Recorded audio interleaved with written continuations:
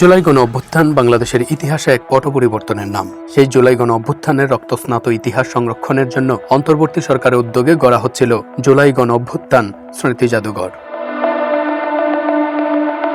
জাদুঘর প্রতিষ্ঠার মাধ্যমে ঘটেছে গণভবন মালিকানায় পরিবর্তন, আর সেই জাদুঘরকে কেন্দ্র করেই নজরে এসেছে সাবেক উপদেষ্টা ফারুকীর কালা জাদু। অভিযোগ উঠেছে, অন্তর্বর্তী সরকারের মন্ত্রী পদমর্যাদায় থেকে তিনি এমন এক নজিরবিহীন সিদ্ধান্ত নিয়েছেন যেখানে তিনি নিজেই নিজের নিয়োগকর্তা এবং নিজেই নিজের অধীনস্থ প্রতিষ্ঠানের চেয়ারম্যান। 2024 সালের জুলাই আগস্টের গণ অভ্যুত্থানের স্মৃতি ও দলিল সংরক্ষণের লক্ষ্যে জাদুঘরটি প্রথমে জাতীয় জাদুঘরের শাখা হিসেবে তৈরির পরিকল্পনা থাকলেও পরবর্তীতে ফারুকীর প্রভাবে এটিকে একটি স্বাধীন প্রতিষ্ঠান হিসেবে গড়ে তোলার সিদ্ধান্ত নেওয়া হয়। 2025 সালের 13 নভেম্বর এক অধ্যাদেশের মাধ্যমে 96 কোটি টাকা বাজেট অনুমোদন পায় এই প্রকল্পটি। অধ্যাদেশের 8 নম্বর ধারায় বলা হয়েছিল, শিক্ষা, ইতিহাস বা সংস্কৃতি জগতের একজন বিশিষ্ট বিশেষজ্ঞ এই জাদুঘরের বোর্ডের নেতৃত্ব দেবেন। কিন্তু 3 ফেব্রুয়ারি এক গেজেটের মাধ্যমে ফারুকী নিজেই সেই পদের দায়িত্ব গ্রহণ করেন। এই পদক্ষেপকে নৈতিক স্খলন ও স্বার্থের সংঘাত হিসেবে দেখছেন বিশেষজ্ঞরা।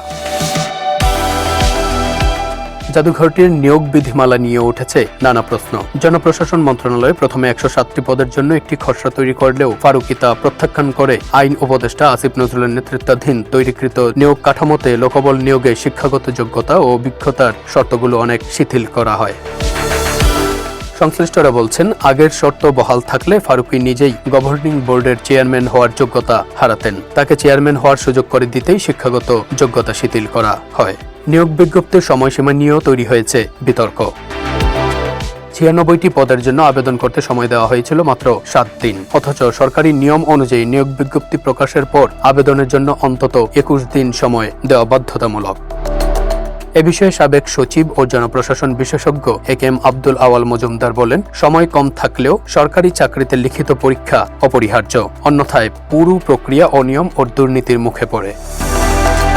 এছাড়া নিয়োগ বাছাই কমিটিতে অভিজ্ঞ ক্যাডার কর্মকর্তাদের পরিবর্তে তুলনামূলক জুনিয়র ও পদোন্নতি পাওয়া কর্মকর্তাদের রাখা হয়েছিল বলেও নথিপত্রে দেখা গেছে। আর্থিক অনিয়মের অভিযোগও এই প্রকল্পের পিছু ছাড়ছে না। জাদুঘরের জন্য 19টি স্বল্প দৈর্ঘ্য চলচ্চিত্র নির্মাণের জন্য মিনহাজ ট্রেড ইন্টারন্যাশনাল নামে একটি সংস্থাকে 5 কোটি 23 লাখ টাকার কার্যাদেশ দেওয়া হয়েছে। চলচ্চিত্র সংশ্লিষ্ট ব্যক্তিদের অভিযোগ, এই প্রতিষ্ঠানের সাথে ফারুকী বা তার সহযোগীদের যোগসূত্র থাকতে পারে।